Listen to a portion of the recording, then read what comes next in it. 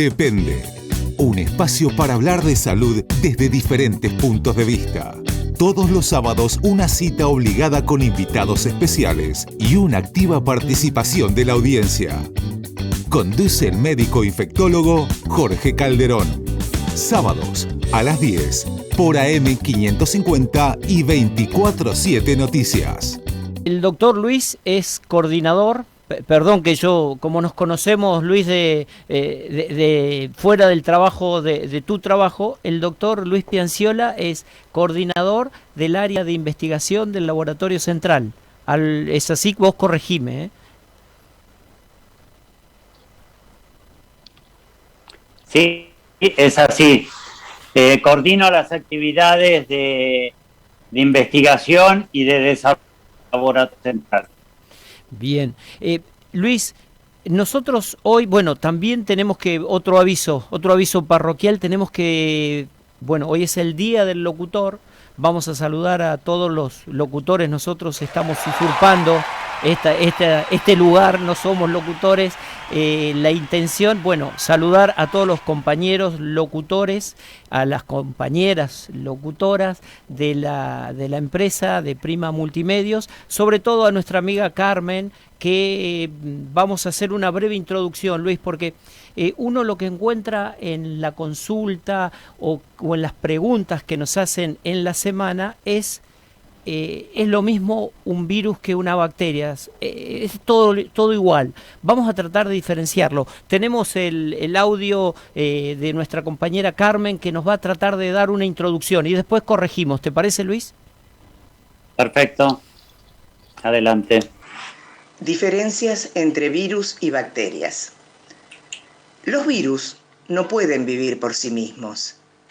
Necesitan entrar en las células de un ser vivo para reproducirse. No son células completas, solo un genoma en una envoltura de proteína. Por eso necesitan de una célula huésped para reproducirse. Fuera del cuerpo, sobreviven poco tiempo. Al no poder multiplicarse por sí mismos, utilizan la maquinaria celular, mediante un mecanismo de replicación que les permite multiplicarse con rapidez en el organismo invadido. Una vez que invaden un cuerpo y penetran en la célula huésped, los virus se adueñan de la maquinaria que hace que las células funcionen y la reorientan para producir muchas copias del virus original, pudiendo llegar a 100.000 copias a partir de un solo virus. Este proceso genera destrucción de nuestra célula, por el virus o por nuestro sistema inmune. Los antibióticos no sirven para los virus. Las bacterias, mucho más grandes que los virus, son células que se reproducen por sí mismas, de un tamaño hasta 100 veces más grande que el de los virus.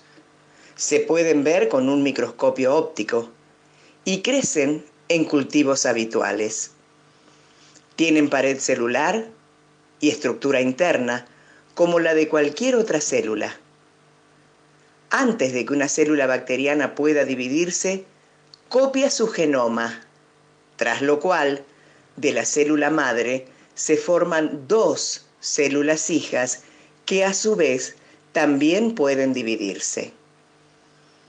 Las bacterias nos afectan por sus metabolitos, que en parte pueden resultar tóxicos para el ser humano. Los antibióticos atacan las estructuras de las bacterias, por ejemplo, su pared celular, y pueden conducir así a su muerte o simplemente evitar que se multipliquen. Perfecto. Muchas gracias, Carmen. Luis, bueno, ahora sí, te damos el lugar y el espacio. Bien.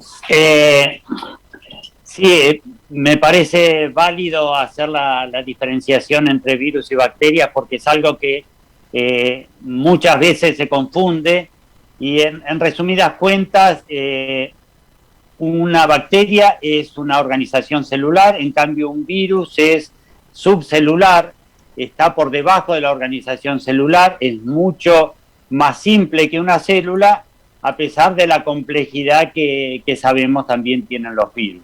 Pero fundamentalmente un virus hoy no se considera un organismo vivo, se considera un paquete de información contenida en ácidos nucleicos y rodeada de proteínas, y en realidad la esencia de un virus es que necesita una célula para hacer su ciclo de vida, su ciclo vital. Esas serían las diferencias fundamentales. Buenísimo. Nosotros, bueno, vos nos acompañaste, nos enviaste material para ir graficando el tema fundamental que hoy es el de diagnóstico del COVID-19. La intención de invitarte fundamentalmente es porque muchísimas consultas. ¿Qué es esto? ¿Cómo es esto? Entonces, qué mejor que, bueno, vamos a hablar en esta primer media hora del diagnóstico. Somos todo oídos, Luis. Dale, gracias. Sí, otro de los temas que, bueno, ya son bastante conocidos porque ya llevamos 1 año y medio prácticamente de pandemia, es el diagnóstico que nos ha permitido saber si alguno de nosotros está o estuvo, en algunos casos, infectado por este virus. Si pasamos a la siguiente diapositiva. Sí, la siguiente. Ahí estamos. Para empezar, recordando cuál es la situación hoy de la pandemia. Estos son datos recientes, al 1 de julio.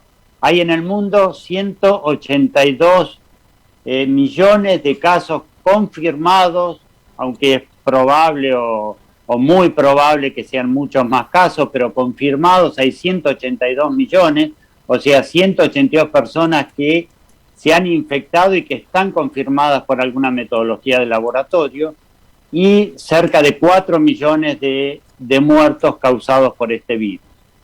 La siguiente.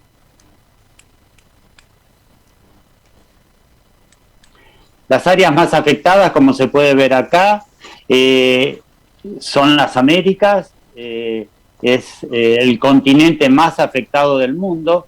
El sudeste asiático y Europa son las 3 áreas del mundo que han estado más afectadas y siguen más afectadas. El Mediterráneo, los países africanos, los países del Pacífico tienen muchos menos casos porque está concentrado prácticamente en los 3 primeros que dijimos: América, el sudeste asiático y Europa. La siguiente. ¿Qué nos ha pasado en la Argentina? En la Argentina tenemos aproximadamente 4,5 millones de casos.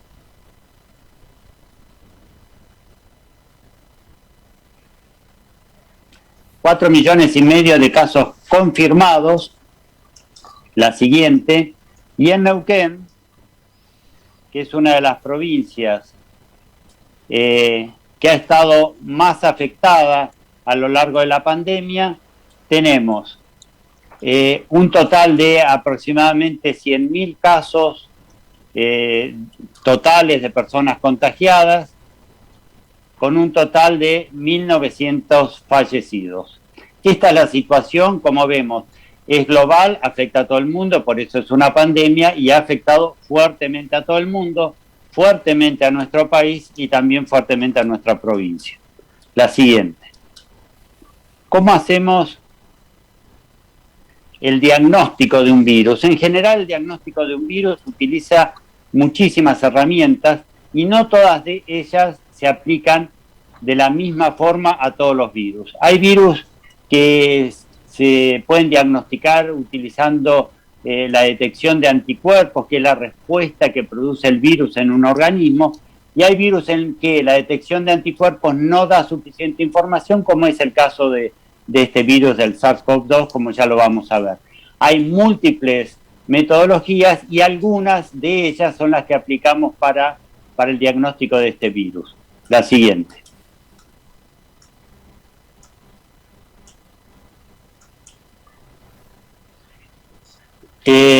Un virus es, en esencia, una cantidad de material genético que puede ser DNA o RNA. En el caso del SARS-CoV-2 es RNA, es el ácido nucleico RNA, a diferencia de nosotros, los organismos humanos, que tenemos DNA. Este virus tiene RNA y una cantidad de proteínas que cumplen distintas funciones y que son de distinta constitución. Una de las proteínas más importantes que tiene el SARS coronavirus es la proteína Spike o proteína de la espícula, que es la que le da ese aspecto de corona en el microscopio electrónico. Y otra proteína que es muy abundante es la proteína de la nucleocápside, es la que da la estructura del virus. Las estrategias diagnósticas se basan entonces en la detección, primero, del RNA viral, métodos que detectan el RNA viral, métodos que detectan las proteínas, alguna de las o varias de las proteínas, y el otro método que se utiliza, pero que no es adecuado utilizarlo para diagnóstico, es la detección de anticuerpos. Como dijimos hace un ratito, para algunos virus la detección de anticuerpos es importante, pero no es el caso de SARS-CoV-2. Después lo vamos a tratar de explicar. Entonces, fundamentalmente los métodos son dos. La detección de RNA viral, que eso es lo que llamamos como métodos moleculares, y de ellos el método de PCR es el método patrón, el método de referencia, y la detección, la otra metodología es la detección de proteínas virales, y el método que más difundido es el test rápido de antígenos, que también se está utilizando acá en nuestra provincia y en el país. La siguiente.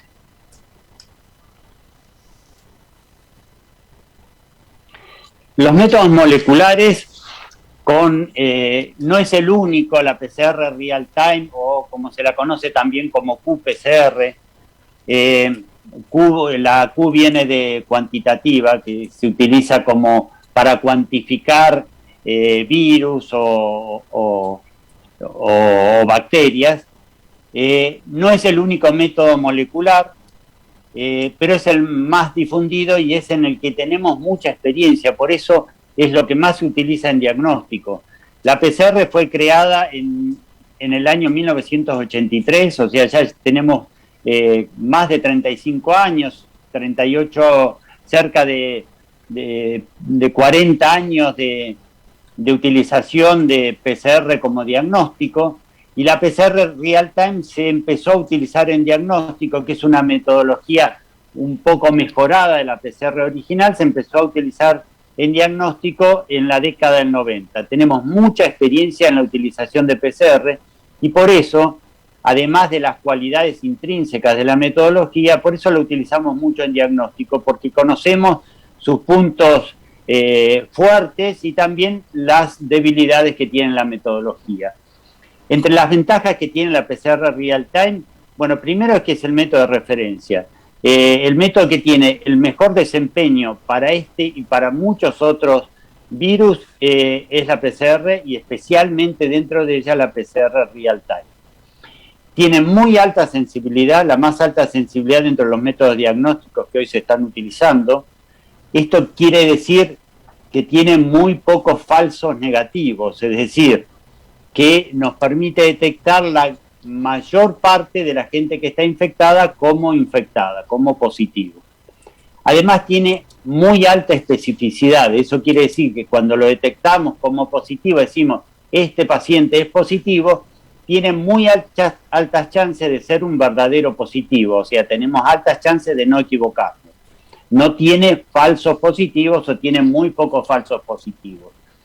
Lo otro que es muy importante para el análisis de la situación del paciente es que nos informa la carga viral, a veces en forma directa, que no es el caso más frecuente de diagnóstico, pero a veces sí nos informa la carga viral exactamente cuántos virus tiene por unidad de medida, por mililitro, por célula o por lo que fuere, pero nos permite saber cuántos virus tiene un paciente y si tiene más virus o menos virus que otro paciente.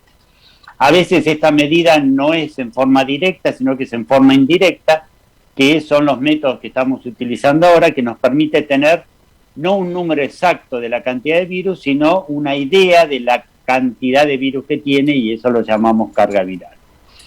Y lo otro muy importante es que nos permite procesar en tanda, o sea, hacer muchas muestras juntas.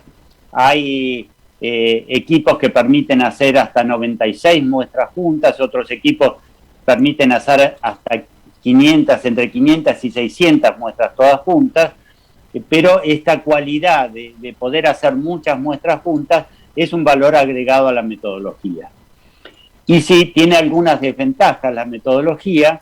Primero, que es un procedimiento muy complejo, que necesita primero un laboratorio ultra especializado, no se puede realizar en cualquier lugar, necesitamos una planta física que al menos tenga 3, pero idealmente 5 laboratorios completamente separados, con algunos diseños particulares para utilizar este método. Y lo otro, que por ahí es una limitante, es que necesita una alta capacitación y especialización de los profesionales que trabajan.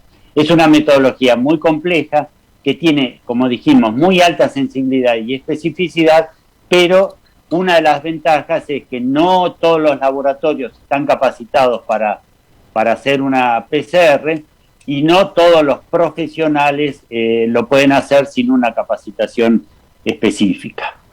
Demora un cierto tiempo, aunque no es 10 horas o 15 horas, como a veces se suele decir.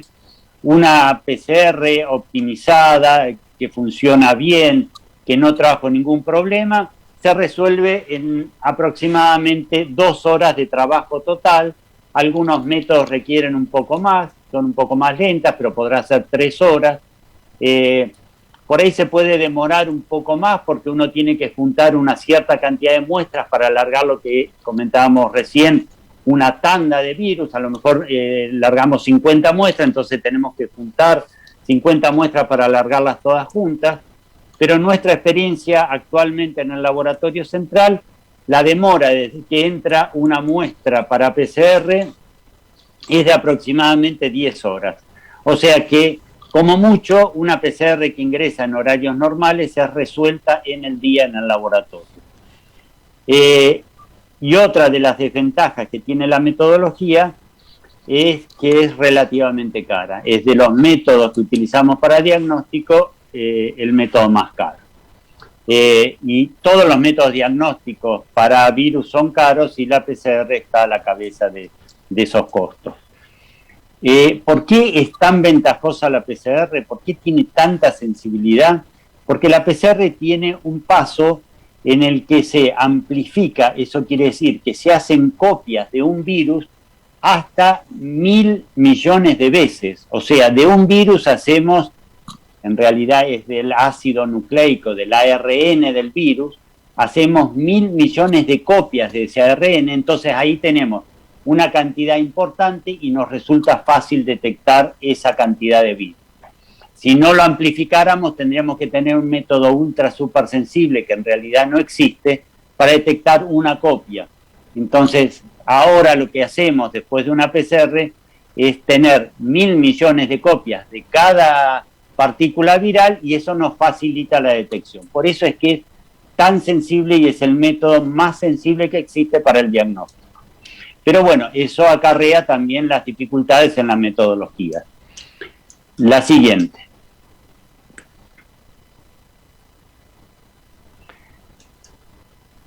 Lo otro, como habíamos dicho, la otra estrategia de diagnóstico es la detección de una proteína o de varias proteínas del virus, es lo que llamamos antígenos. Las proteínas son antígenos virales. Son métodos que tardamos un tiempo en tener un método adecuado de detección de antígenos para este virus, para el SARS-CoV-2. Acá en Neuquén lo empezamos a utilizar recién en octubre del 2020, porque los métodos que salieron al principio eran francamente malos, tanto en su especificidad como en su sensibilidad.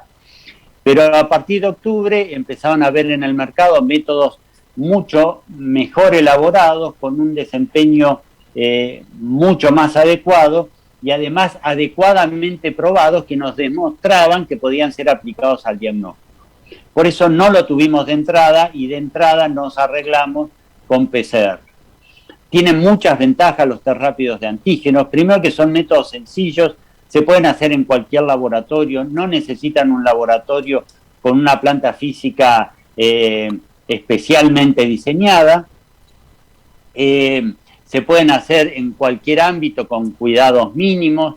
La capacitación que requiere el personal para hacerla también es bastante sencilla, no necesitan alto entrenamiento, no necesitan meses o años de experiencia para el análisis de los resultados.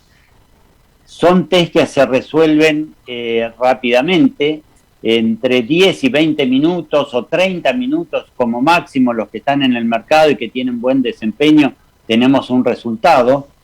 Y tienen, eso es muy importante, muy alta especificidad. Una vez que el método detecta un positivo, se puede considerar a ese positivo como un verdadero positivo, porque no tiene falsos positivos, no detecta falsamente un paciente positivo.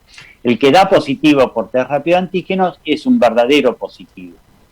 Pero tienen una gran desventaja. Como no amplifican la señal, como habíamos dicho antes, que de una teníamos 1.000 millones y por eso era muy sensible, esto no amplifica y tenemos que detectar una partícula proteica o un antígeno, tienen baja sensibilidad.